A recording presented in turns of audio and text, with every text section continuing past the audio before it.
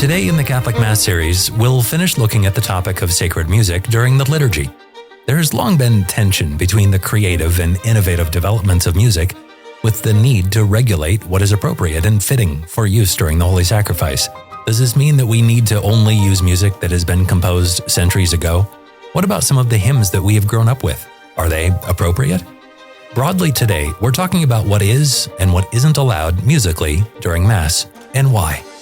On sspxpodcast.com/mass, you'll be able to find all of these episodes, videos, and resources. This is free to listen to, but please do consider a one-time or a small monthly recurring donation, and please consider leaving a rating and a review on the podcast. This will make sure that more people can find these episodes and discover the beauty and the truth of traditional Catholicism. So now, let's join Father Ian Palco for episode number 28 of the Catholic Mass series, What Songs Are Allowed During the Mass? Father Palco, great to have you back. Little behind the scenes look, we're recording this the exact same day that we recorded last week, so... Lunch intervening, we're pretty much where we were before, so... How was lunch, by the way? It was spicy. I'm not a spicy guy. Okay. But I'm working myself up that way. I obtained some mild, kid-friendly hot sauces to step up. Everybody else here is can take some of the hottest stuff that is known to man, not me. Yeah, so, you're just like, yeah, this is great. Thanks. Yeah, so I actually had to break out the milk a little earlier, but we got through it, and it's pleasant now. So, well, thankfully, and course, this is not hot ones. No, we're not doing a chicken eating contest with an interview. So, well, I mean, we're doing the interview part at least. So, and I did have the hot stuff earlier. So, okay, all right, good deal. Well, Father, let's jump in, and we first off, I guess some housekeeping. We didn't really mention as well. My fault. I didn't mention as well on the episode last time that a lot of links. There's a lot of links and resources to music. You've put together a full list of the specific songs that you're talking about and pieces that you're talking about. Right. That's in the YouTube description. Just look down there. Okay. If you're listening on the podcast, that's in the podcast description as well. So that is all available. Yeah. And most of them are going to be other YouTube videos and things like that. I'm sure if you don't have access to the actual YouTube app, you could probably get it through the YouTube Music, probably just play the audio for you. In most cases, while it's useful to have the video, the audio is probably what we're looking at mostly there too. Yep. And I thought about splicing in some of the music as we're talking, but we would get hit with so much copyright stuff, and I don't know what the legalities are. So it's all there. You do your own research. What would be interesting to see is if we cite our own consecration of St. Vincent's, which I will cite through and recommend to people, whether we're going to end up copyrighting ourselves. We might. Yeah. It's funny how these algorithms work, but there you are. Exactly. There you are. So we left off last week or an hour ago with talking about the musical structure of the Mass and the Divine Office. Mm-hmm. And you teased a little bit that we're going to be talking about rules. There's lots of rules. Why does there need to be rules for this? What are the rules? I guess, where do you want to start with that? Well, so that's an interesting thing to bring up rules, because I know you're going to be talking a little bit yourself. You have a background in teaching art, history, and architecture and things like that. So when it comes to art, we mentioned before, remember, it's recta ratio factibilia, or the right reason used in the making of things. So there's still right reason there. There's still some order, even if we would say to a large extent that, there's a lot of leeway. There's still principles. That's one of the, I guess you could say, one of the difficulties. You look through classical music, right? And you have the development of music, and then you hit like the late 19th century and guys like Brahms. And then it was just sort of the you have sort of the great work where you're starting to incorporate and I think Wagner was trying to do that in particular, theater plus art plus all of these very orchestral, this, that, and the other thing, every art all put together. And then you get to this point where people just said, well, we can't stand up to that. We're just going to do something new, and they break everything. And so a lot of while you do have certainly a modern development of music, and modern music, classical and otherwise, there are principles, there are certain things wrong with them, et cetera. We can explain that, but there's fine, good, modern music in a certain sense. but there still are rules. And the modern good music is going to follow those rules. The same thing for church music. If you're going to keep that essence, that principle, you're going to work along those lines, as we talked about, the principles we mentioned there, the structure that has to be there. There have to be principles, even if there's great leeway in what the church allows, even if there's different tastes, different cultures, etc. There's still going to be some principles of art and beauty that have to run through everything. So you can look at a piece of art or music and you say that's just not good. Yeah. Or you could look at another one and say, well, that's fine for this place or for that place or in this context, but it doesn't work here, right?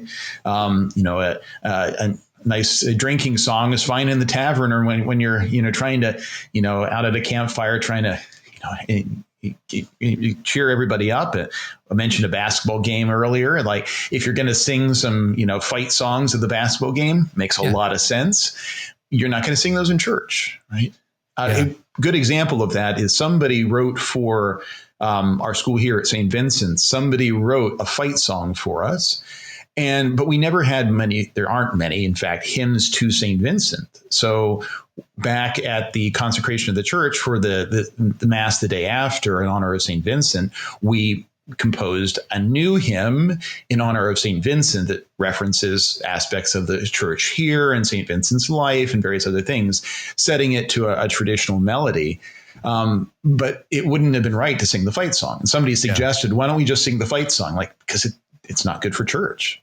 Yeah. It's not that it's bad in itself, but there are certain rules because certain things work in certain contexts and places. And if we don't have those rules, well, then anything goes. And what's the problem of not having like pop music, the latest, top 50 playing at Mass? Yeah. So that brings up actually a question that I've had. And again, a little bit behind the scenes. Most often when I'm asking the priests questions, I'm asking them questions because we're following an outline and I'm kind of leading them along.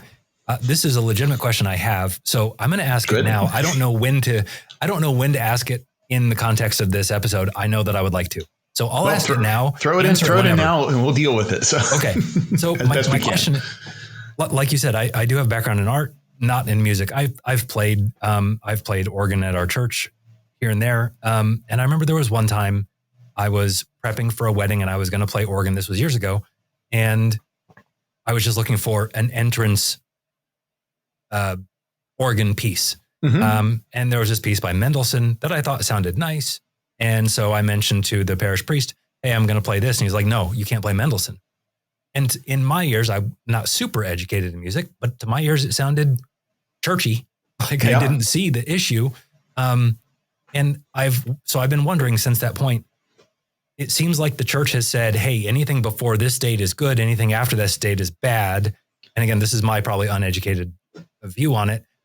And that seems very arbitrary. It seems very like, why can't there be, you mentioned there's a hymn to St. Vincent and you applied it to a traditional tune.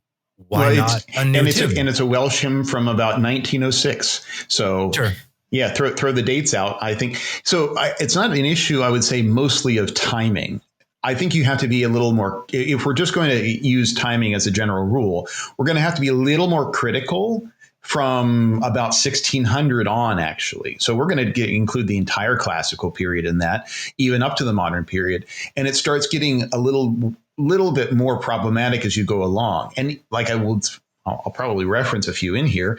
There's plenty of actually good modern polyphony that we can sing that, yes, back in the day, Bach or Palestrina or Victoria or something like that may have had some issues with because of the ways the harmony worked together that fit our modern ears but wouldn't have fit theirs. It still works. It still follows the spirit. So there's going to be principles. The reason with regard to the Mendelssohn one is if it's the piece that I'm thinking of, and it's a more stereotypical one that's used, oftentimes you'll find it in wedding books and things like that. And I do think there was in the Angelus somebody who wrote about some of these things. And I wrote an article for an Angelus back about 6 months ago or so on Gregorian chant and silence, things like that. But I think there was one specifically on wedding music, if I'm not mistaken, or it might have been more recently. The Mendelssohn issue is one of his piece from Midsummer Night's Dream. The problem is it's from Midsummer Night's Dream. It's from an opera, or an operetta in this case.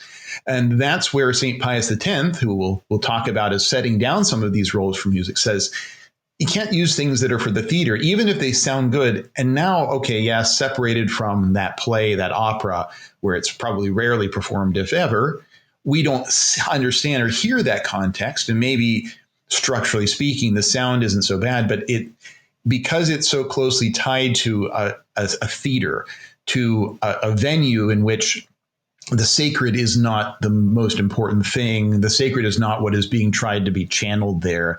There's something wrong with that. I mean, as things develop, perhaps at some point in time, we can't draw that hard and fast line. This piece is forbidden because it was at once at the theater and no one remembers that ever. Yeah. Okay. Sure. But it keeps that. The problem ends up being the spirit behind it. And so that one in particular, at least the Midsummer Night's Dream one, is called out specifically in some of the blacklists that, like the St. Cecilia Society and the Church Music Association of America had published. Not because, here's the difficulty with already getting into it, blacklists. It's like the index of forbidden books. Mm-hmm. A lot of us on the traditional side go, there's an index, and it was abolished by Paul VI, and that's such a bad thing. Like, in a certain sense, yes, because it seems like now we let everything go. But before Gutenberg, it was hard to publish things, and then it was easier to publish things. So we had to start warning people about publishing things. And, now with the proliferation of books and music and recordings, and can we really go through and actually analyze all those things and say, yeah, that's okay, or no, that definitely not? I mean, you'd have to have somebody. I mean, think of the millions of hours on YouTube, and we're going to vet all of those things or condemn all of those things. And the next thing, we can post this now, and then an hour later we can post something new. It becomes almost the problem of, well, it's not on the list, so it's okay. And that's the same kind of thing with the blacklists. They're trying to suggest ideas of the kind of music that's a problem. And I think that's, Mendelssohn is the kind of music that's a problem, specifically because it's from the theater. Okay. So long answer to but that's the type, that's precisely, actually, that leads up into a lot of the things here. And that's precisely the problem that St. Pius X in particular, but others even before him, were trying to deal with. Okay. Well, that helps it a lot for now. I may circle back and maybe ask some specific questions as we go. Absolutely. But, so when did there start to be rules? You mentioned Palestrina. This was, around the time of the Renaissance or so, where, and there were choirs that were being conducted. You know more about this. I don't know why I'm saying it, but there were choirs that were developed specifically for the Sistine Chapel, and Palestrina was brought in to compose these pieces for that. Right. It has to do with art. That's why I know it. So good. But when were these rules developed? Were they around then? Was it earlier, later? So, I mean, already there's a lot of rules that are going into place. I mean, as early as the 5th century. Remember, Gregorian chant. Yes, there's some legends around St. Gregory the Great, Pope, during around 500 or so. You see the pictures of him being whispered into his ear by the dove, who's communicating to him these beautiful things about the Gregorian melodies. Is there inspiration there? Perhaps, but he codified these melodies, and so already you're starting to see rules being introduced at this point in time. Even afterward too, there's a number of things that the popes are speaking about. Just to give you an example, though, this Council of Trent, of all places, deals with this, and it wasn't the first to. And then since, from going back from now, and I don't know if Pope Francis has mentioned anything much about sacred music, but, from back towards the Council of Trent, there's at least 10 popes who have addressed sacred music in one way or another, some more stringently, some others. The Sacred Congregation of Rites weighs in. There's a number of decrees that it has that help to regulate what can be done and what can't be done outside of just the codes. It's, for somebody who's doing liturgical studies, they actually have to go through these decrees. Okay, can you do this? Can you do that? Well, it's not in here. Is it allowed here as a custom, etc.? And a lot of those questions get answered by the SRC, the Sacred Congregation of Rites, which in Latin is SRC. There's 5 or 6 volumes worth of there and it regulates everything of liturgy, including music. Though I think we can even look back. Remember I said 1600 onward, we have to be careful. So we're starting to see deviations even then. But I would say back in the Middle Ages, right? You're starting to have organum, which is the development of from chant, of melodies, a chant extended for a very long time, and underneath melodies that go up and down and up and down and up and down, just kind of playing around with the notes. Perfectly fine, but it can get extended and too long, and mass can be drug out, etc. So while we don't have particular decrees at that point in time on certain topics, certainly there would have been, at least on a local level, admonitions. Okay, that's a little long. You can't do it that way, etc. But we start to see, once art becomes something that is a more popular mode of entertainment, especially the musical and the theatrical, operas, various other things, which is in and around the 17th century onward, we start having popes having to say things about this. Right? Benedict XIV back in 1749 says, we admonish you that polyphonic music, which is now received by custom in the churches, and which is usually accompanied by the harmony of the organ or other instruments, should be established in such a way that nothing profane, nothing worldly, nor theatrical should be heard. I mean, that's 1749. Our country doesn't even exist yet. And they're having issues with, this is Bach. This is Bach's 1750, right? So we have at this point in time already, in this great era of the great musicians, Bach, and the order and the beauty that he brings to things, we already have polyphonic music, multiple voices that are coming in and that are starting to introduce worldly, profane, theatrical things. The Pope wouldn't have admonished people if it weren't happening. We don't usually, go ahead of time and just say, okay, well, you can do this music thing that you've never done before, but and you've never had any problems before, but I'm going to warn you about all the problems you could possibly have. We tend not to do that. Sure. So, and it wasn't a classical era problem either, right? Right in the midst of the Council of Trent, you have a local council in Spain, Toledo, and it decreed that it is absolutely necessary to avoid the musical sound that brings something theatrical in the singing of the divine praises or evokes profane loves, word-like deeds, as the classical music tends to do. So you see this in 1566, right? It's not a problem that was just restricted to the 19th century, where Pius X is seeing most of the things that he then objects to and starts to set down a code of musical law, as it were, for the church. So sure. It's a longer standing problem than I think we would imagine. And it's a consistent going back to these same principles, although Pius X certainly does enumerate them much more clearly than anybody else ever does. So could you say that the principle then of the church, and we haven't gotten to the reforms of Pius X yet, and maybe I'm spoiling, keep the sacred sacred and keep the profane things profane, and profane not necessarily bad, but theatrical stuff, keep it theatrical. Just make sure that there's a separation between the two. Yeah, there should be a quality difference. In the same way where, you go into a fine house that has been well decorated, but your house should not be decorated like a church, and the church shouldn't be decorated like your house. The same thing for music. You go into a theater, you expect to see a particular type of performance, and that's what you should get. And go into church, you should get a church performance, which is to say the liturgy. Pius X will even talk about this in particular. I don't think I put it in the notes that I sent you to sort of prepare for this, but I did mention it in that article that I had back. And now I'm remembering it's, I think, June of last year, June of 2024.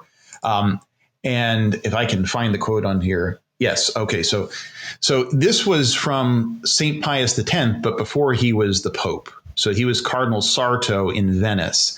And he mentions in there, and I threw that out there before, I think in the last episode, that the enjoyment of the compositions has never been the criterion that justifies sacred things. And he continues writing, the mysteries and the liturgical dramas that were so common during the Middle Ages were certainly more pleasing than the liturgical functions.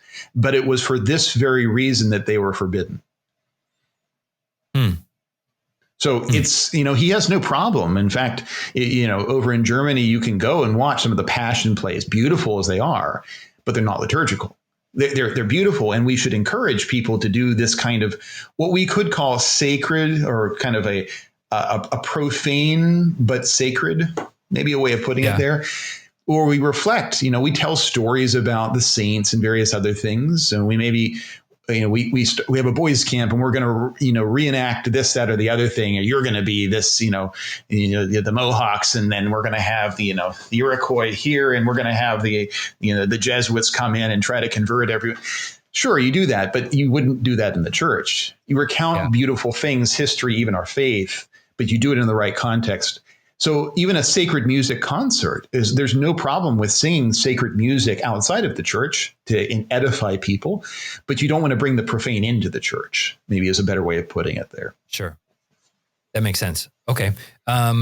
So we've mentioned Pope Pius X, and I'm looking at the notes here. So the two quotes that you gave before of the Council of Toledo and Benedict XIV, that was what prior to the early 20th century. And then we get into Pope St. Pius X, and goodness, he was a powerhouse of a lot of different things, a lot of different reforms in a good way. Yeah.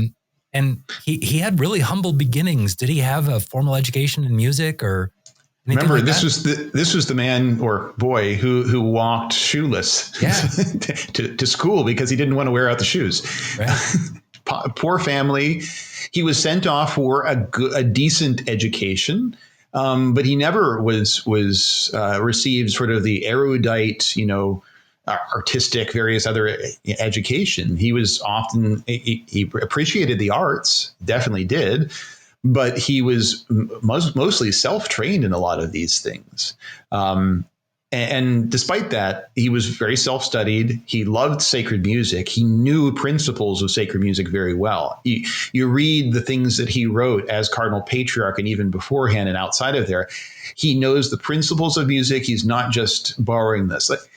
I find it, and maybe this is just my musical side, you read some old things from 20, 30, 40 years ago, early traditional movement about, avoid the bad music and various other things. And you have people who try to define these things. Oftentimes they were good writers, but they didn't know much about the music. So they throw out principles of harmony and melody and rhythm. And rhythm is bad, but rhythm's not bad. There's an imbalance perhaps in certain types of music, but to have a folk song with some drums or something like that, not inherently bad.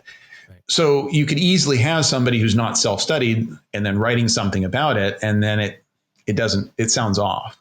Right. But St. Pius X was very well, and it was very erudite in this, despite never having received the proper erudition in it. And you can see his depth of knowledge. There was in 1908 as Pope, he wrote a letter in response to Monsignor Fortunato in Chiavari, a town. The canons at this cathedral wanted to crown the image of the crucified Christ. If you've ever seen these images, sometimes in Rome, for instance, they will give the Pope or a bishop will grant them a canonical crown, and there's a formal ceremony in which the image is crowned, etc. And they wanted this image of the crucified Christ, to which certain miracles were attributed, to receive a crown. And so the Pope, gently, he refuses because he doesn't want this to happen. And his argument is from Gregorian chant, which is, if you don't know something, you're not going to quote from it. But he knew hymns. He cites two different hymns. Lauds him on for the feast of the receiving of the crown of thorns. Good luck finding that one in your missal, by the way. Yeah, right. It was I believe it's not the universal calendar. It was early Lent, one of the very rare feasts in certain places. So certainly not in the universal calendar. As Pope, he was not celebrating this feast. And yet he knew the lauds hymn well enough, Exite Sion Filiae, to cite certain words in there and another one that he cites too, called Legis Figuris Pingitur, from the Friday after Quinquagesima Sunday. Good luck finding that one as well. If you can, you might find it in the Breviary, for instance. But both talk about the crown of thorns. And so he uses these beautiful hymns and he says, our Lord already has a crown. We don't need to crown him again with gold, where he always has this gilded crown of thorns. So you can see somebody here who really knows the art about which he is speaking. This isn't just random arbitrary rules by somebody who has a particular taste. This is somebody who has a deep knowledge of things. So the principles he lays out are going to be from that deep knowledge. They're not just thrown out there randomly to exclude certain things that he didn't like. Sure. That makes sense. So what was happening? I guess there were problems that were occurring in the church during this time in regards to music that he felt like he needed to fix or reform or speak out against, right? Sure. Yeah, there's really two documents that he writes. One is Cardinal Patriarch of Venice, called the Votum in 1893. And then Tra la Sollecitudine, which is his famous motu proprio, or apostolic letter on sacred music. One of the first things that he does in 1903 after becoming Pope. You can see his concern, right? So he addresses modernism. He's famous for fighting modernism in 1907.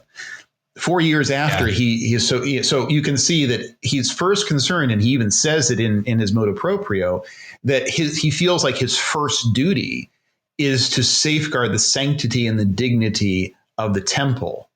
It's only after that point in time that we can start addressing the other problems. So not that modernism wasn't a severe problem. Obviously it was, right? He's excommunicating people like Loisy and various others, et cetera, because of their modernism. But the mess that was musical art, especially in the church at the time, is actually an outgrowth of that modernism. I mean, again, you know a bit about art history, et cetera. There is a modernist movement in art. Mm-hmm. There is this throwing away of principles. And remember what modernism theologically is about. It's about agnosticism, which isn't to say I don't know that God exists. This isn't a just belief that maybe there is and maybe there isn't a God, I can't know. This is I can only trust my senses, and my senses can't tell me that God exists. It has to be instead vital immanence, this feeling, this urge from the inside. That's what, in fact, is bringing me this conviction of my religion. That's modernism in part or parcel. And so maybe the resurrection happened, but I feel like it happened, and I'm convinced that it happened. And so were the early Christians. It didn't have to really happen, et cetera, right? The same kind of thing happens with romantic music. And then later along, the late classical, the late romantic period starts into modernism. And how? It's all about what the experience, the feelings, rather than it is about principles and ideas. And then, of course, once you can't maintain those principles and still make beautiful art, when you have a Brahms or whatever, then you throw those principles out the window and you start doing whatever you feel like. And so the Pope, in doing this, St. Pius X compares himself to casting out the money changers at the temple in what he's doing here. So there was clearly a problem that he saw, and he spends the first part of his motu proprio discussing the sad state of affairs in musical, in church music in particular at the time.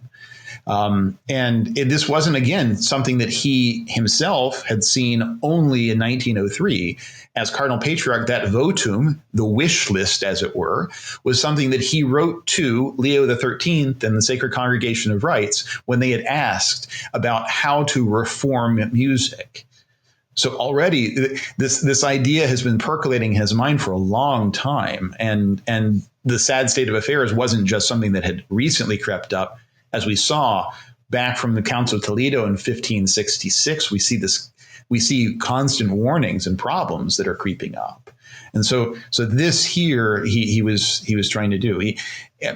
And he lays down, and so he writes this motu proprio, and he attaches to it his instruction on sacred music, saying, "We do therefore publish motu proprio by my own but by my own wish, and with certain knowledge, our present instruction, to which, as if it were a legal code for sacred music, we will, with the fullness of our apostolic authority, decree that the force of law be given, and we do by our present handwriting impose its scrupulous observance by all. Not passing words. I mean, if you want to compare it, we're dealing with something that some people would say is similar to the kind of binding language of a quo primum or something like that. This is clearly the Pope exercising his authority to define certain things, not a doctrine here, but a discipline that is to be followed, and scrupulously so. Historically, I might mention too, there were popes who were fining choir directors beforehand when they would play the organ at the wrong time, or they would sing the wrong types of music and things like that too. So, while we don't fine our choir directors now, I mean, well, maybe. No. Well, we tend not to pay them either, so it's a bit of a problem for that side of thing. We, if they were paid NFL salaries, maybe we could fine them when they did something bad, but et cetera. But you can see that there was a problem, and he had the solution, and it was going to be, we lay out the principles and we lay out what you can and cannot do. We need structure. We need clarity on what's allowed, what's not allowed, despite the fact that art is variable and it will change and tastes will change, et cetera. There can still be a very consistent principle, and that can be very practical as well. Okay. So what are the things that he says? So he's pointing out, there are things that are going on that are not okay. What does he say? Well, here's what you should do. What are his requirements? One of the first laments that he has is the fact that more or less Gregorian chant has been not heard for 100 years, right? There's been this almost century of low masses only, and different countries do different things. But you have the German sung mass, which is a low mass with lots of vernacular hymns that are sung throughout over everything. In Italy, you would have low masses where you would have a quartet or something like that playing various church sonatas, as they called them. Beautiful as they were, you didn't have a lot of these, the high mass, various other things. You didn't have solemn masses. You didn't have a whole lot of the singing. And when you did hear Gregorian chant, it was butchered and made to sound like the style of the theater. Yeah. All you need to do for that, by the way, is listen to some of the recordings where they do present a beautiful polyphonic mass, for instance, but you have like Gregorian chant interspersed between. Rarely do you get beautiful solemn like Gregorian chant. Usually you get operatic singers who are trying to belt this out. And that's what you got in the church too. And that's St. Pius X's experience. And so when he does see that in Salem, they're actually making an effort to restore the Gregorian chant, he favors this. And one of the first things he does is actually help them to and encourages them to redevelop the Salem's edition, which is, if you pick up your Liber Usualis, you pick up these other things, all of those notations and those signs and various other things, that's them doing their effort and making those revisions. So that was his first main concern. Let's get the Gregorian chant as reformed by Salem, both back to a liturgical choir or schola and to the faithful. He wants the faithful to be able to sing the Mass. And so he writes in his motu proprio, the ancient traditional Gregorian chant must therefore, in large measure, be restored to the functions of public worship. And the fact must be accepted by all that an ecclesiastical function loses none of its solemnity when accompanied by this music alone. His point here is that even if the Mass is merely Gregorian chant, there's no organ, there's no other hymns, there's nothing, it doesn't lose any solemnity just merely by that. So that obviously, he says, like that's the model. Special efforts, he continues, are to be made to restore the use of Gregorian chant by the people, so that the faithful may again take a more active part in the ecclesiastical offices, as was the case in ancient times. If you remember back to what we were talking about last episode, we said that's one of the practicalities of Gregorian chant.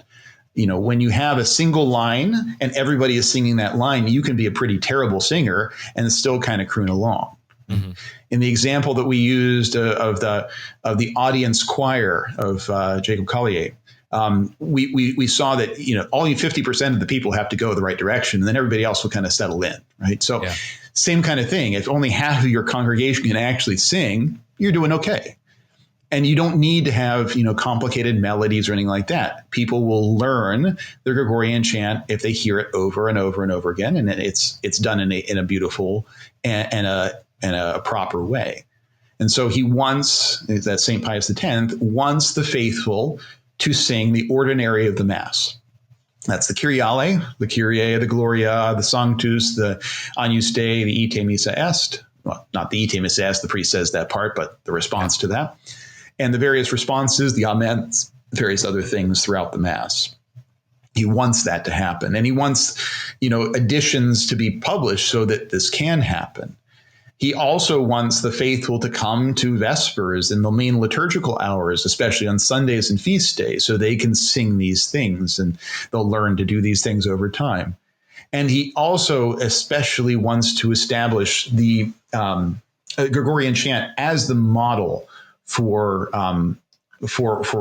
liturgical music going forward. That's a real concern that he has. It's fascinating. I didn't realize that there had been such a lack in the use of Gregorian chant before this time. So this was kind of his thing. Like, all right, let's refocus back onto this. This is our standard. This is what we're going to use. And he wasn't saying that you can't do anything else, but focus on this, and the rest kind of takes care of itself. Right. And I think that's not only just a good rule that as he creates it, it's actually also very practical. Yeah. Right. Because Gregorian chant is eminently singable, whether you have an accompaniment from an organ or not. The simple melodies are easy to learn. And so it should be able to be restored relatively easily. Whereas if instead we use other models, well, now you need orchestras, or now you need a polyphonic choir that needs a bit more skill, etc. Even if you listen to Eastern liturgies where they have, for instance, some very beautiful, polyphonic responses and things like that. There are a lot of people who sing in these choirs, but they're still choirs, and not everybody is singing these things, even if everything seems to be sung.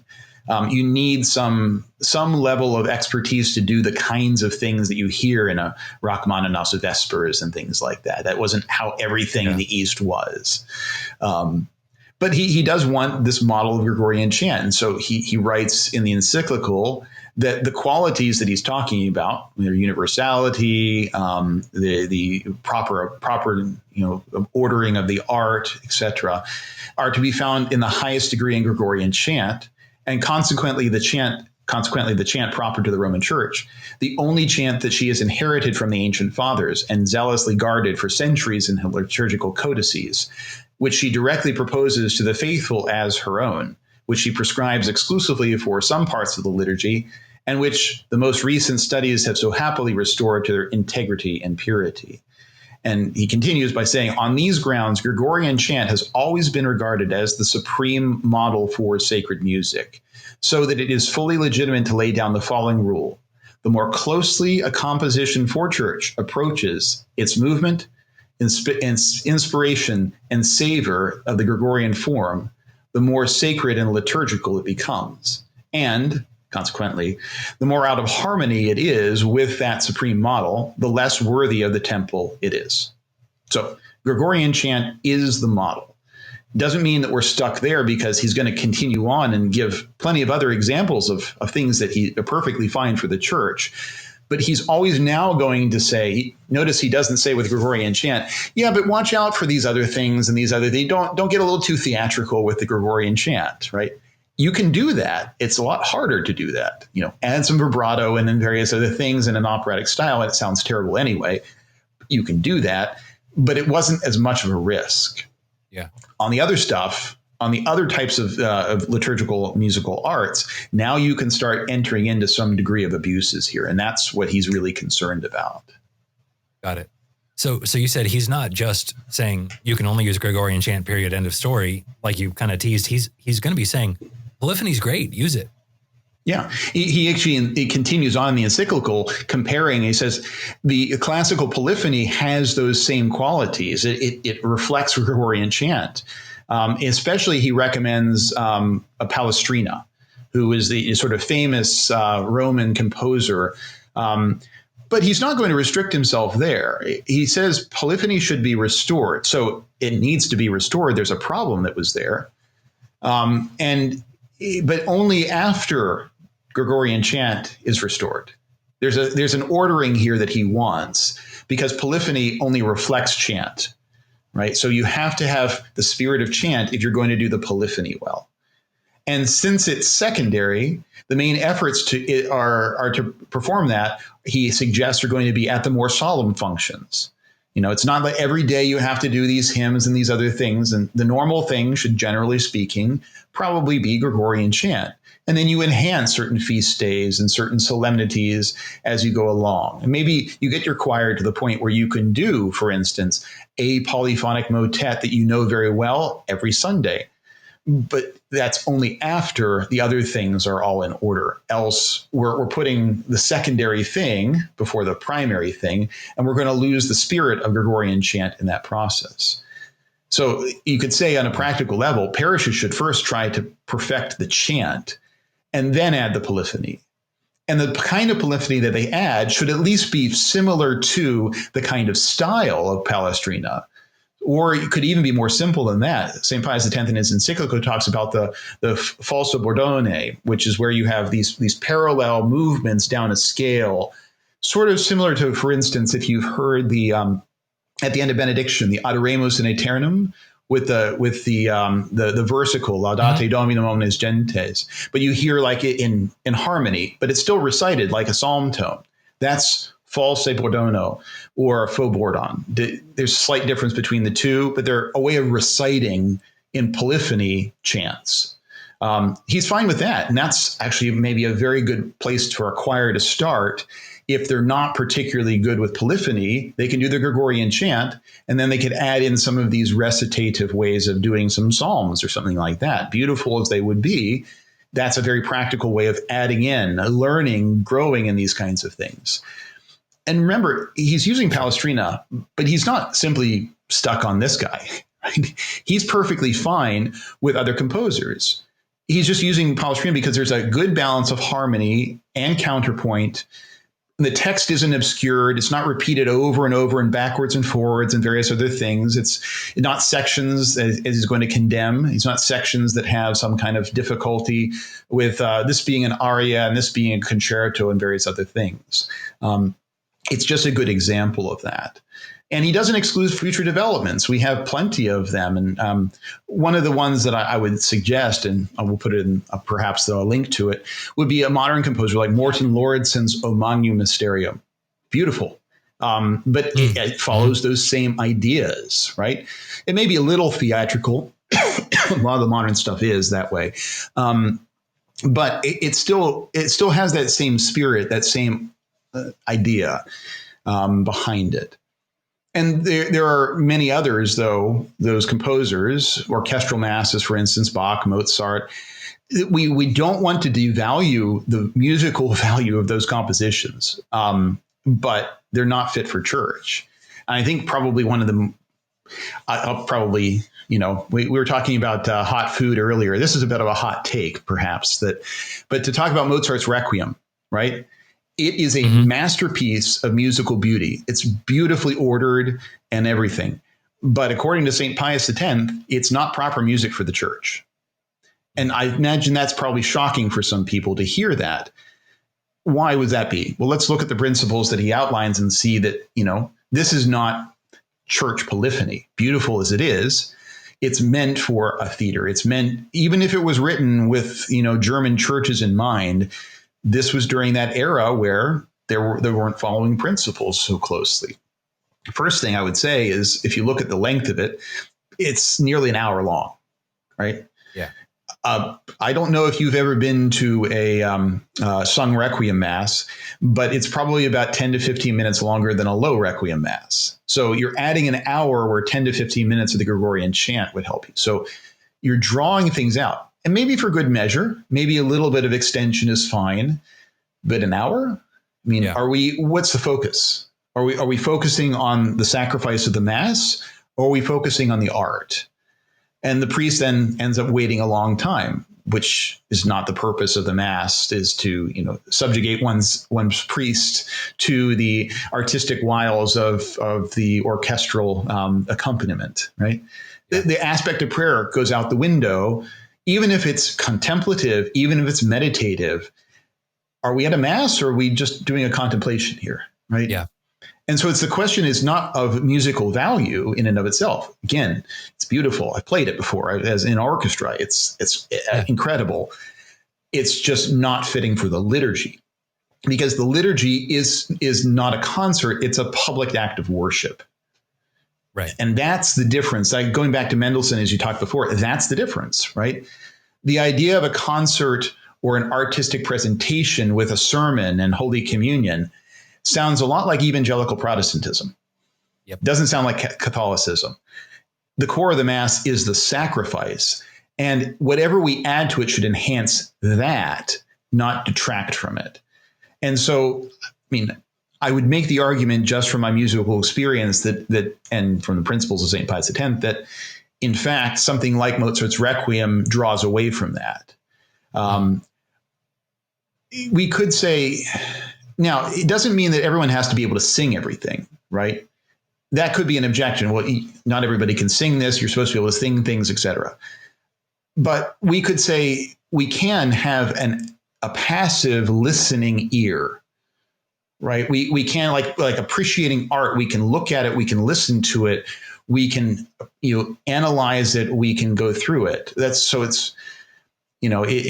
We want to be able to perhaps hear this thing and not soak it in mindlessly, tasting good food or something like that. We want to appreciate it, but we also want to be able to pray. So music can help us to pray, help us to contemplate, help us to appreciate this. What we'll talk about is, as St. Pius X himself uses the term, participatio actuoso, sometimes active participation. He means actual or a real participation, which can be contemplative, silent, or it could be something in which you're engaged by, for instance, singing. Music can do that, but music used wrongly can draw one away. And I threw out an example that I threw in the notes there. Let's compare Mozart's Requiem, which there should be a link for, beautiful, well done, with Cristóbal de Morales, Spanish composer in the 16th century, who writes a Requiem for Philip II. If you listen to these two, which one keeps the spirit of Gregorian chant, which is our model? Remember, that's the model, right? So both are going to be beautiful masterworks of art. Each is contemplative in its own way. In both, the text is easy to hear, so that's not the problem in most sections. But I would have to say Morales keeps the proper Gregorian chant. Why? Well, first, his piece starts with a Gregorian chant and is based off of the Gregorian chant. The theme develops from there. The theme definitely is in a major key, mostly, which reflects mode 6, which is the Requiem Aeternam Introit is in mode 6, this fairly positive, upbeat, because what the church is trying to do with this piece of music is to give us a kind of hope in the midst of this mourning. Whereas if you listen to Mozart's Requiem, it's very much, again, it's amazing work of art, right? But it's minor modes all the time. And so it's mostly about the sadness of death, or the dies irae is just sudden and coming in, like the day of judgment. But is that really appropriate for a Requiem Mass there? Yeah. Does it show the hope of the resurrection, which is really what the Mass is about? Even the Gospel of the Mass talks about the resurrection, despite the fact that we're mourning, we're in black, etc. Mozart, very ornate, divided into parts, swings the volume up and the timbre down and various other things. All these solos all over the place. The Dies Irae, for instance, is 14 minutes so long, divided into all kinds of different sections with soloists here, there, and everywhere, all things that Pius X is firmly against. Morales, most of the Dies Irae is the chant with a small section at the end, the Pie Jesu, which is in harmony. It takes an extra 90 seconds. and the offertory and the various other things, all of them still embody that chant that's there. And I think if you compare those two, you get to see very clearly what St. Pius X was thinking about when he would hear, say, a Mozart's Requiem versus this classic Polyphony that he's saying embodies the spirit of chant. Yeah. I was just listening to it in the background as you were talking quietly. I was still listening to you. Yeah, of course. I had never heard it before.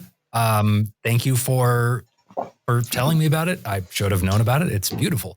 And I'd encourage everyone to go and check out the links for that.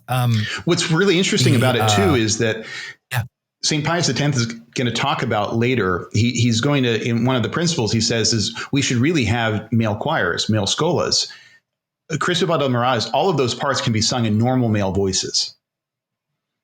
You don't need soprano soloists or anything like that. So while it's complex and it's 5 parts at various times, it's difficult. It's something that many choirs could perhaps take up for a solemn Requiem Mass for All Souls Day or something like that if they wanted something particularly special. Yeah, it's beautiful. As a kind of a side note, my dad told me this years ago. I have no idea if it's true or not, and I'm not saying he lied to me. I don't know if it's a anecdotal tale or not. It was either Santa Claus, Mozart, or there are children listening, Father. It was either Mozart or Bach. I don't remember. Sorry, Bach. I'm going to get comments. That people were applauding after certain parts of his mass that he had composed, and the priest or the bishop was like, "No applause. You cannot applaud the composer." And so people were still so moved after they heard it that instead they just did a lot of coughing and rustling of paperwork instead, or their church bulletin or whatever, as a way of still applauding the composer. And while it may or may not be a true story and funny or not, whatever, that's kind of what we want to avoid. We want to avoid the people going, "Oh, what a beautiful piece of music, and that composer's great, and that choir's great." It should be in addition to the mass. Yeah. And of course, you're going to appreciate if you hear good music. I'll plug again the consecration of St. Vincent's. You're going to have to search through 5 hours to find all the stuff unless you look at the links that we've given you. But listen to some of what the choir does. I mean, that was all planned out very well. And I think they have some very good, beautiful, liturgically appropriate music throughout. It's a good balance, I think, of everything in this long ceremony to fill time, to also provide a contemplative environment that focuses everything on the Mass. At no point in time are you going to be drawn away from the ceremony. Yeah, it's beautiful. So he's going to be saying, back to Pope St. Pius X, he's going to be saying, go back to Gregorian chant. Let's use good polyphony and make sure it doesn't detract from the Mass, essentially. Right. Yeah, exactly. And he's not opposed to popular hymns or other modern music, but he just wants limitations on them, and he wants good principles in them. So he recognizes, as he says in the Mode Appropriate, the progress of the arts, but with due regard to liturgical laws. So modern music is admitted, yes, but because it has excellent compositions, but it has to be sober, it has to be grave, and it can't be unworthy. And it has to be free from motifs from the theaters, back to Mendelssohn, for instance, or we could say like the Schubert Ave Maria. That's a problem. Why is it done so often at weddings? Well, it shouldn't be. It's on many blacklists. Why? It's from Lady of the Lake. It's from Sir Walter Scott's Lady of the Lake that was set to German at that point in time. Yes, it's a prayer to Our Lady by a woman who's down, devotionally, but it's from the theater. It's from an operetta. So it's not really appropriate. And that's the problem. He says, modern styles are fine, but we can't have profane things entering in. It's basically the principle we were talking about before. Because these things, he says, of their nature is diametrically opposed to Gregorian chant and classical polyphony, and also the most important law of good sacred music. Beside the intrinsic structure, the rhythm, and what is known as the conventionalism of this style adapt themselves but badly to the requirements of true liturgical music. So he's basically making a very clear distinction between the purpose of the music and the style that follows along from that. what's interesting too, it's garnered some criticism because he's a bit bitter. But Thomas Day writes a book, Why Catholics Can't Sing. I think he gets a lot of it right, but his experience is he thinks that a lot of the problems with American music, at least liturgical music, come from the Irish. And he understands why this happens, or his theory is that they end up being persecuted so much by the English that their experience of liturgy is having to hide somewhere in the basement while somebody tap dances up top while they're hush saying their liturgy, if like the Protestant landowner was tolerant enough of them not to call the authorities. And so music, you don't sing if you want to be hidden, right? You don't go out to the Mass Rock and then sing large chants and everything like that to draw attention to yourself. Bad idea, right? And so your experience is one of persecution. And what are the high church Anglicans doing, right? Your enemies. They have organ and music and all of these things, grand liturgies with song. So your experience of liturgy is soft, quiet, do your own thing, versus what is not liturgical or not good or not Catholic, which is grand artistic works. I mean, we do have to, I remember one priest once telling me that, it's not exactly true, but the, Protestants think salvation is through faith alone, and Catholics think it's faith along with works. And for Anglicans, it's salvation through good taste. They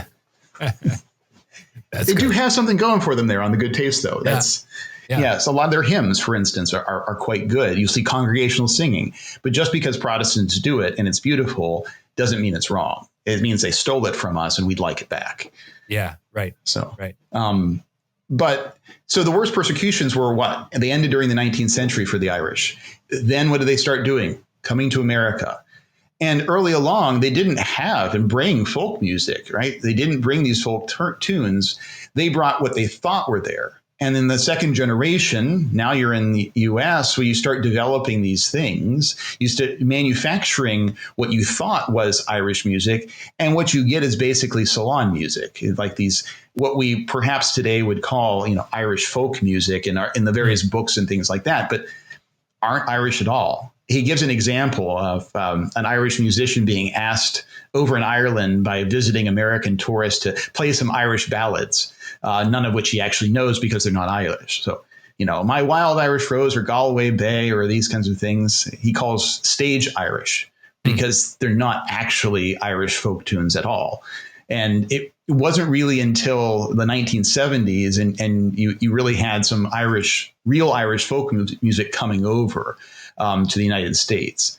And so once you have these tunes established, these things that you would play in the salon or, in a bar or whatever to entertain people that you thought were Irish, now in your national churches, you start turning these into, you borrow these for your hymns, right? And so you get hymns, condemned hymns, like To Jesus' Heart All Burning. I provided you a link for this. If you listen to it, I picked one that was intentionally bad, but there's a reason for that. And you can find something that perhaps could be better. I will admit that my selection here was intentional, but there's a reason for it. Because if you hear it with organ and various other things sung by a choir, it doesn't immediately jump out how inappropriate it is. But sung in the way that the one that I've linked to does, you can see how inappropriate it is. And it sounds very much like, say, a 20th century show tune. Listen at the same point in time to Gene Wilder singing in Charlie and the Chocolate Factory, an absolutely beautiful song, one of my favorite songs for film, Pure Imagination. It's gorgeous. It is gorgeous. Yep. But listen to those two pieces, To Jesus' Heart All Burning, right next to Pure Imagination. Yep. They could be the same piece. In fact, Pure Imagination is probably better. Probably better. Same style. It's the same style, right? It's this late 19th century to 20th century typical sentimental romantic hymn. It's pietistic, the text highly pietistic, bridging on sentimental. It's maybe if it were dignified, serious, music, it could save this, but the music itself is maudlin at best, right? The hymn employs many non-diatonic chords. So a diatonic chord is where it contains all the notes in the scale. And every once in a while, you might put in a note, an accidental here or there, a sharp or flat, just to add some texture to it. But normally you stay within the scale. Well, it doesn't do that, right? By the end of bar 2, so one measure in, there's already a diminished seventh chord. Like this is what is used in R&B, blues, show tunes, marching fight songs of the 19th and 20th century. And it repeats it many times. The melody is just all over the place. So congregational singing is right out on this thing here, unless you really know the hymn and practice it a lot. But it's meant for a solo. It's meant for a small group. It's meant for Mrs. McGillicuddy up in the choir loft, or the tenor belting out something with the organ accompanying him. It's not meant for congregational singing, and it certainly doesn't embody the spirit of Gregorian chant. Compare it, for instance, to the classical Auctor Beati Seculi, the Gregorian hymn, for instance, for the Sacred Heart. Or if you want Polyphony, Cor Arca Legem Continens, a famous one there. Beautiful. But those are appropriate hymns for the church. To Jesus' Heart All Burning, on the other hand, is a perfect example of undignified music, unfit for the church. And that's why it's on the blacklist for the St. Cecilia Society, along with what you hear at some places, hymns like On This Day, O Beautiful Mother, Mother Dearest, Mother Fairest, Bring Flowers to the Rarest, O Lord, I Am Not Worthy. And those are very commonplace American hymns, traditional Catholic, and unfortunately, they're a problem. Day even mentions this, and I mentioned it before. I think I've posted a link to it too. Go ahead and listen to the video from President Kennedy's funeral, right? So I think Day gets a few things wrong here. Some of the music he's mistaken on, but he says the nuptial mass for John F. Kennedy and Jacqueline Bouvier in 1953 had the same tenor singing the same songs as at his funeral 10 years later, right? Yeah. And he said, he's a little incorrect. There were other songs there, but the Schubert Ave Maria, the Sanctus and Benedictus, the Pie Jesu, etc. The same quality of things that were done there. And the majority of those things just were theatrical. It's Cardinal Cushing, like I said, barking out the Latin of a Latin that is New Englandish, to say the best of it. Very nasally, very with the Requiem Mass, but these other chants that have nothing to do with the Requiem Mass either going on at the same point in time. So best gum. It's like exactly. Get rid of the New England accent, dude. Yeah. Sorry, not dude. I shouldn't have said that, but it's fine. You just have to, that's why we say the low mass quietly. In any case, But it's funny though. You talked about the Irish folks bringing over their tunes, and they're actually American. It's similar to, it's similar to people thinking spaghetti and meatballs. Oh, it's an Italian dish. No, it's American. That's an American thing. And you order that in Italy, and people are like, what are you talking about? No. Yeah. It's funny. There's a lot of those. Yeah. There's a lot of those things that we imported and think that they're authentic, and they're far from it. Yeah. So it's always good.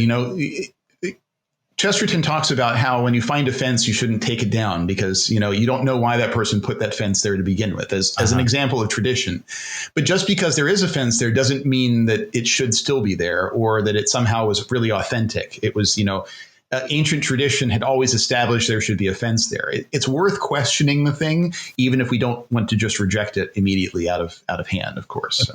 Question it while it's still there and don't pull it down before you know. Yeah. Right. But when you do know that it really ought not have been there because there was a land dispute and this guy just decided to put a fence up in the middle of the other guy's property, and justice requires that you take it down. So maybe we should take it down. Right. Yeah. So just because we've always been doing these hymns that way and grandma remembered them, if the church doesn't want them there, and St. Pius X, remember, he's the patron of our society, so maybe we should follow what he asks us to do, then we should make sure that we avoid those kinds of things, I think. So, yeah. So those are things that according to Pope St. Pius X's principles that we need to get rid of, keep in mind, et cetera. Oh, it's funny. I was just looking in your notes, and you did say the Mendelssohn Midsummer's Night Dream. I had no idea that was in there. That's funny. Well, it's okay. I prepared ahead of time. I was channeling your thoughts there. Yeah, that's creepy. Great minds think alike, and idiots seldom differ. So I like that. All right. So, can I ask one question regarding hymns, etc.?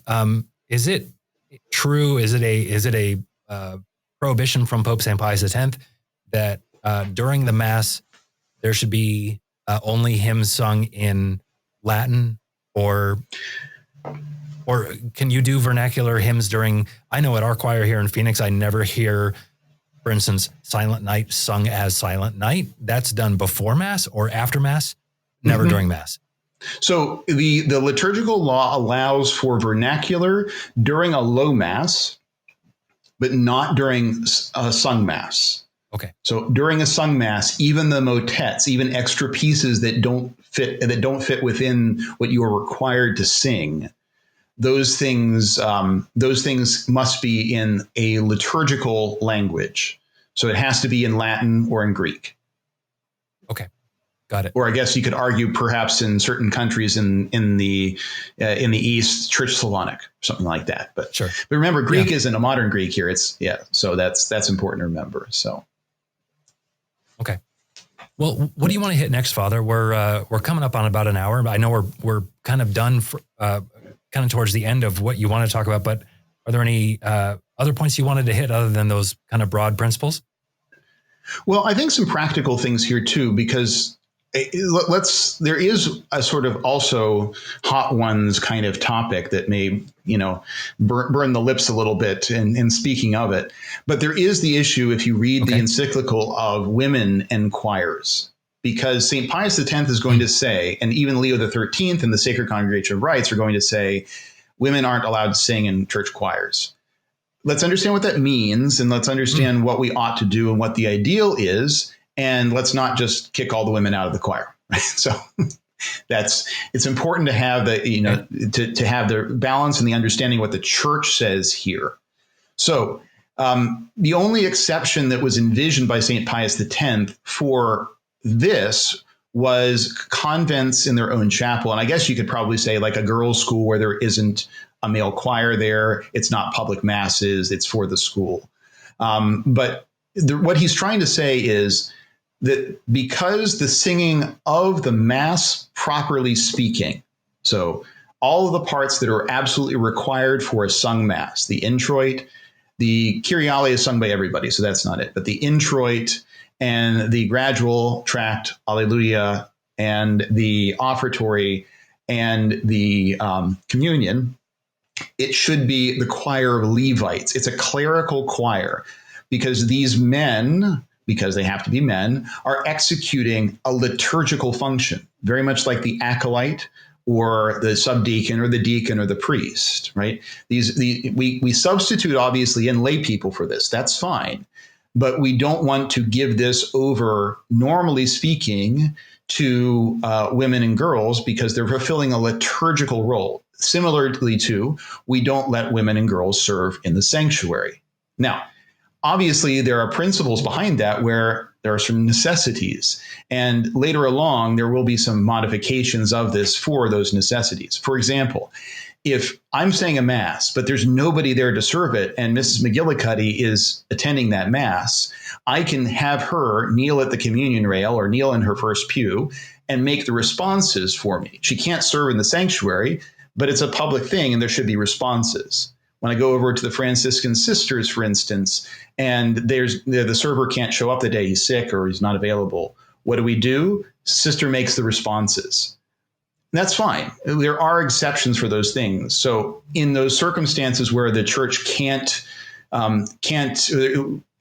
provide a proper schola of men for these parts, well, we can make reasonable substitutions for that. And even Pius XII and the Sacred Congregation of Rites later in 1958 are very clear that that's allowed. But these have to be outside the sanctuary or communion rail. But that's not to say that just because everybody's in the choir loft, everything goes. We can sing everything.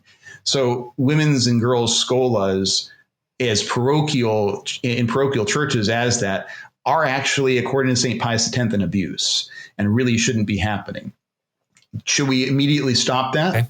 No, but we can wind those things down. In fact, if you look at the legislation that the Sacred Congregation of Rites has done, they usually say, yeah, stop that, but don't destroy everything in the process. Let's not be so zealous about this thing that we end up destroying everything around us. Don't let the ideal, don't let the perfect be the enemy of the good or the good enough. Right? That's an important thing to remember. So there is a principle here, and it may be possible for a mixed choir outside the sanctuary to sing motets and various other things. That's not the church's ideal. And we should start slowly, gently working towards the point at which we can provide for that. And that doesn't mean we can't have mixed choirs outside of the church. We can't have other things. It doesn't mean women shouldn't study music. Of course they should. It doesn't mean you can't do something, but there are appropriate things. There are rules for these things. There is an order. So again, we don't want to just throw the baby out with the bathwater here. We don't want to destroy everything that we've built. We want to make sure that we do this in an ordered way, but we do have to keep the principles there too. And so that's a hot topic issue because I imagine it will upset the sensitivity of a lot of people. But again, St. Pius X is pretty clear, and he does say, not these are my wishes, but this is a liturgical law. And yes, it can be modified in certain ways for practical things. Let's make sure we have beautiful things and don't, shoot ourselves in the foot. But we do have to be principled about these things. Yeah. So is that a prohibition only against the parts that would be sung by the schola, meaning those essential parts of the sung mass? Or are you saying that even singing an offertory hymn? Well, I think I would put it this way. I think if you want to maybe very rigidly follow St. Pius X's principles, you probably would come along the line of, well, then all you're doing is creating a mixed choir just to sing certain things.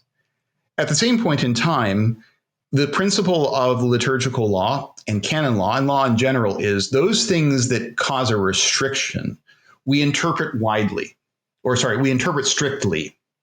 It's the other way around. Those things that impose, those the other way we interpret widely.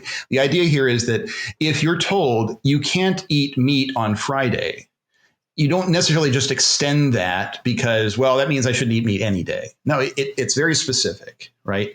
And so we don't want to push the principle too far. So is it allowed? I think if you're going to take a very, very wider reading of what St. Pius X is going for, given the fact that he talks about sacred polyphony, he probably would not be in favor of a mixed choir or a women's choir for even those motets. But does the law specifically forbid those things? I don't think so. I think you could say that's not the spirit behind that. It certainly isn't it certainly isn't how the law is most clearly and most equally applied. So should we immediately get rid of all of our mixed choirs? Should we eliminate them now? I don't think so. I think that's going too far. I think that's overdoing the principle there because that's not what was asked.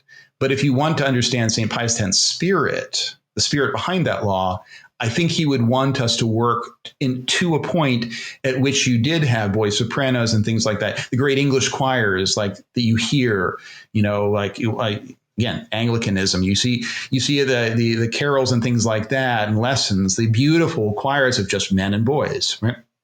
I think we should work that way, especially in the greater cathedrals and things. If we can do that, we should. But I don't think we're going to do that in most of our places. And it's going to take generations to get there anyway. So in the meantime, you don't throw the baby out with the bathwater. Keep the spirit, but also, the equitable thing would say, yeah, sure, mixed choirs outside of the sanctuary, but the chant should be sung by men. And that's what St. Pius X is very clear about. And even when they add I guess you could say a level of indulgence out of necessity under Pius XII in 1956 and 58, they are very clear that that's only when necessary. Now, what is necessary? Well, if you only have 2 or 3 men and they really can't sing well, okay, throw everybody together. I'll give you an example, too, that I had heard about. It might be apocryphal, but I was told that when Archbishop Lefebvre visited New Caledonia, he went up there to some of the natives up there, and he would say Mass for them, and the entire group could sing the Sacred Heart Mass, everything, introit, gradual, Alleluia. They all knew it by heart, men, women, everything like that. It was congregational singing of the propers. Is that allowed? I think the spirit of Pius X would say, sure, like everybody is singing, including the men. Yeah. So are we, you have to understand these things in the proper legal way. You don't put more restrictions on people where they're not required. That's an important principle there. So I hope that gives enough there to at least keep some people not terribly upset. Father, why is it every time you and I talk, there's some sort of okay, well, this is going to tick some people off, but let's walk through this one closely and slowly. Surprising, time. I don't get too much hate mail, but I'm sure Angelus Press feels a lot of it for me. So. Yeah, maybe. So there you go. I won't tell you. Yeah, Jim will probably send a few my way, I'm sure. Yeah. So, well, Father, let's kind of close up with some practical takeaways. Sure. I see you have a list of them here, and again, we'll be posting these notes as well. But what are some things that you want people to kind of think about as we close this episode? Yeah, so I think running through these things, let's just give some summary and general things, right? So, as you asked before, at a low Mass, what can you do? Well, it's permitted to play the organ outside of Lent and Advent and penitential days and Requiem. So on those days, the organ can only be used to support weak singers. It's not meant for just entertainment. It's not meant to accompany hymns or anything like that. So during Lent, Advent, various penitential days where you're going to be wearing violet, or at Requiem Masses, you shouldn't have the organ even if it's a low Mass. But you can sing suitable hymns, even in the vernacular, and you can sing the Gregorian chant, or you can sing even Polyphony. What's not permitted is to let the singing and organ impede hearing the Mass. So that's the example of President Kennedy's funeral, right? It's precisely like anti-liturgical. You're overtaking the Mass. You're letting people basically be, how should I put it, entertained so they don't have to follow the Mass. That shouldn't be what we're doing, right? So what should we think about as regards to low Mass? Well, I think an important thing to at least keep in the back of your mind, if you have a choir and that choir can sing, you probably should have a sung Mass if you can, at least on occasion. Work yourself up to it once a month or something like that. Even if you have to do recto tono, that is same note the whole way across. Even if you have to do, faux on propers, Rossini proper, sometimes they're called, etc. Even if you have to do simplified chants, it's better to do a sung Mass than a low Mass if you can do it. And if you have a choir, maybe you should. Something just to consider there. And there are plenty of good resources for doing that. I'll give you the example, too, in my missions in Texas. Big group down there, 600 people in 2 chapels. I end up most Sundays doing 2 sung Masses. And the reason being for that, even though it's tiring, is both places have a decent choir. So instead of just having a low Mass all the time or alternating back and forth, it's the principal Mass at each place should be a sung Mass if possible. Yeah, at the end of the day, I'm pretty tired after all of that. And there's a low Mass on top of that. But, I think priests can do it unless they're really particularly infirmed or incapable. So just something to consider. So that's for a low Mass. For a sung or a solemn Mass, what can you do? Well, you can have the organ play outside of Lent, again, outside of Advent, penitential days and Requiems where it's forbidden. You can play a processional hymn. And you can just do this entirely in organ. You could have a voluntary or something like that on organ as they're processing in. You can accompany a hymn at that point in time. You should, I think, accompany the chant and Kyriale. Be careful not to blast through them. Help them. That's what the organ's there for. You can play the organ during the time after the offertory or the offertory responsory is sung there. That's fine. Go right through it. Play something nice that is appropriate for the offertory. You don't have to sing. If your singers aren't capable of doing anything but the Gregorian, a perfect time for the organ. After the consecration, if it's customary, don't add this because it's not really the mind of the church to fill this time of silence. But some places play a small, light thing after the consecration up until the end of the canon. That's fine. That's allowed. Even Pius X talks about that. But he does talk about where it's customary. So I don't think that's something to add if we're not already doing that. During the distribution of communion, you can sing hymns, various other things, but you can play the organ too. Again, lightly, sweetly, so it doesn't distract from there. Recessional or postlude, perfectly fine on the organ. What can you do with singing at a sung or a solemn mass? Well, it has to be in Latin, of course, but you can sing the Gregorian chant. And you must sing parts of it. Suitable hymns during those times where you can fill in hymns too, in chant or whatever, or the organ can play, right? So those are all permitted. What isn't permitted? You can't accompany the minister's chant. So you can't help the priest with his prayer or the epistle or the gospel or the preface. But if you want to play the part of the Amen response to the people, if you're really good enough and can do those chords, sure. If you're not, don't try because it'll sound terrible. So I know that from experience, not on the priest side, on the organist side. So things to consider. Oh, so the other thing, hymns have to be in Greek or Latin. And this is liturgical Greek. Don't add Greek hymns just for the sake of it. I mean, like a Kyrie or something like that is fine. Okay, that's that, even though that's not Latin. So, but don't use hymns or music that the church would forbid. Is theatrical, is of that style that we talked about before. Some things to consider, things to think about. There ought to be a difference between the days as regards their liturgical character. And this is really important, I think. Paschaltide Sundays are days of great joy. That's different from Septuagesima, that's different from Lent. So you shouldn't have one sound just like the other. There should be a difference. People should be able to feel that difference in the liturgy, in the music, and not just have the organ blasting through them at Easter and also on, a Green Sunday, for instance. There should be a kind of difference there. And the season should set those kinds of things. So it's important to consider that. Also important to consider that the unaccompanied singing of the Gregorian chant is the church's ideal and model. So the organ doesn't always have to accompany singers if they can do that on their own, whether it's polyphony or it's chant. And there is some nice contrast that can be had there. Remember, part of good art is contrast, silence, and music. Having different, each verse of a hymn, for instance, the organ is a little louder, a little softer. Maybe then the choir is a cappella for a verse and the organ comes back in. You can vary this up to create a beautiful thing. So things to consider there. Ultimately, Gregorian chant needs to have pride of place. So focus first on learning the Gregorian and the Gregorian hymns. Help other people in the congregation to do that by continually singing them, giving them the text, etc. So if you only have a few singers at your chapel and you only have a low mass, well, let the faithful learn a few of these hymns by getting those few people together, few singers, and singing the Gregorian hymn, the Ave Maris Stella, the Salve Regina, these other ones, the Panis Angelicus, Tantum Ergo, these things, sing them over and over and over again. So people get to hear them each Sunday for a little while. Even if it's a little boring for a while, you'll get people able to sing them. You'll involve everybody. And then once you get the chant very well done, you can then start branching out to more challenging things like polyphony and hymns, right?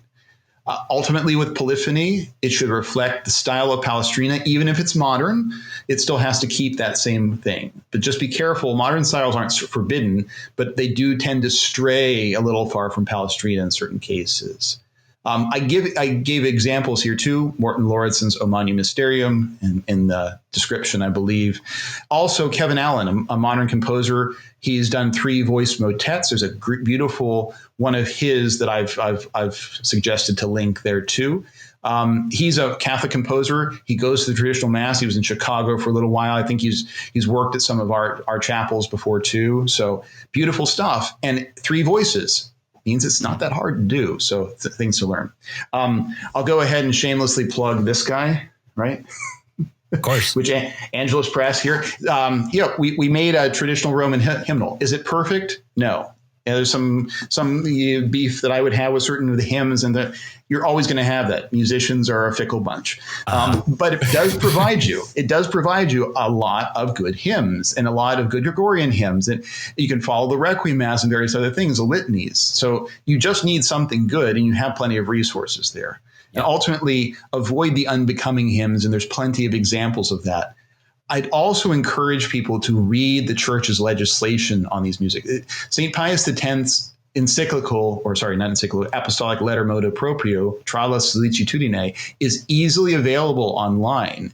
It's easily able to be read, and it's the Pope telling us what we need to do. There's plenty of other good literature and resources. The Church Music Association of America has plenty of good resources.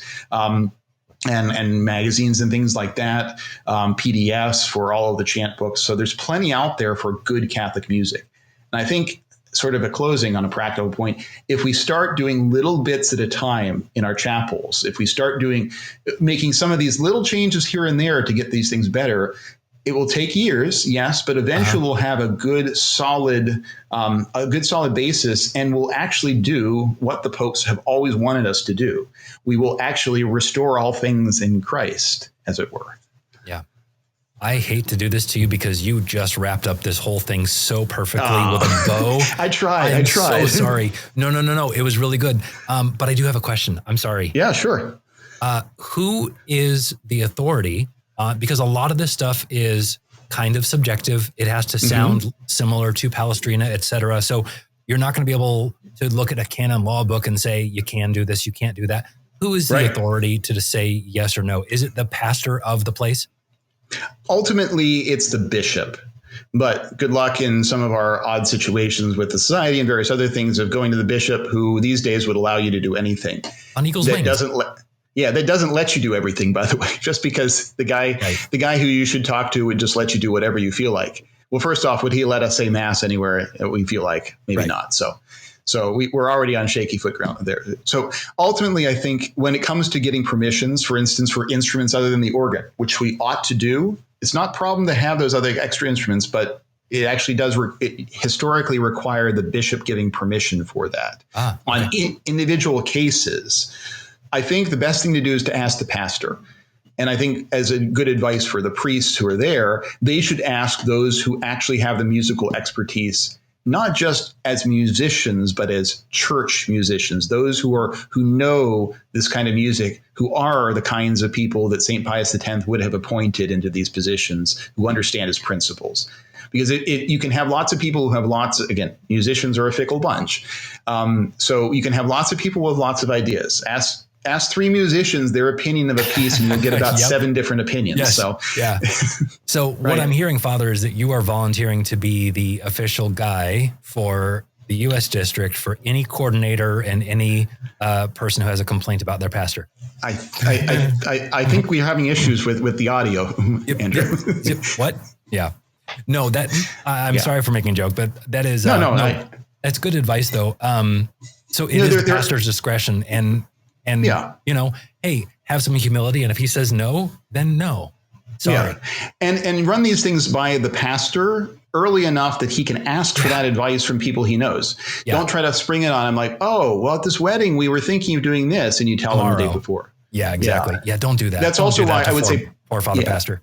Yeah, practically speaking, on things like weddings, et cetera, as soon as you start planning these things, talk to the pastor and make sure these things, what's going to be done. And ideally, if possible, a pastor should have as choir director, whether woman or man, it doesn't matter at this point in time. Remember practicality here.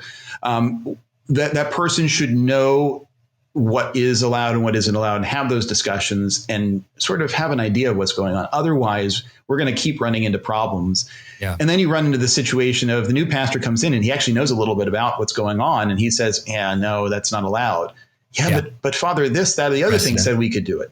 Yeah. That's one of the reasons why at our parish, at our chapel, my wife serves as like the wedding coordinator. Yeah. Because there are a lot of questions about, especially converts and people who haven't been Catholic for a very long time, et cetera. And that way she's the go-between between the multiple brides at all these weddings and the pastor. And that way he's not getting texts and emails, but having someone like that in place is maybe a good idea as well. Someone who knows their stuff about weddings and so forth.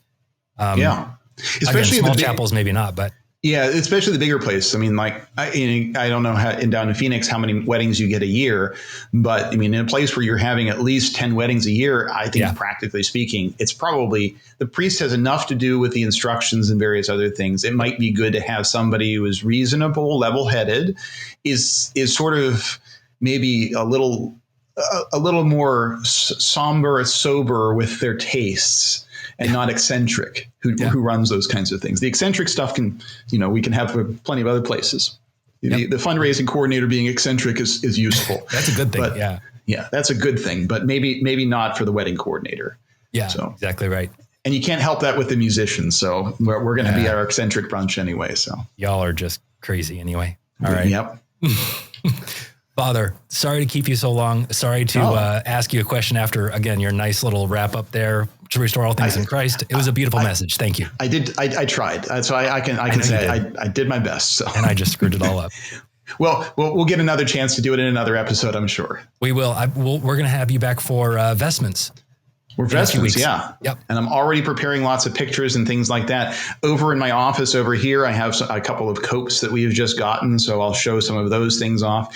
And here at St. Vincent's, we do have a good selection of various things. So great. Hopefully that will be help with the symbolism of things, help with the actual construction of things. Also some practical points, too, on my experience with how to take care of these vestments, what not to buy online for your priest, things like that. Fair. All right. Looking forward to it, Father. Always a pleasure. Speak from experience. God bless. Thanks very much. Yeah. You too. Bye.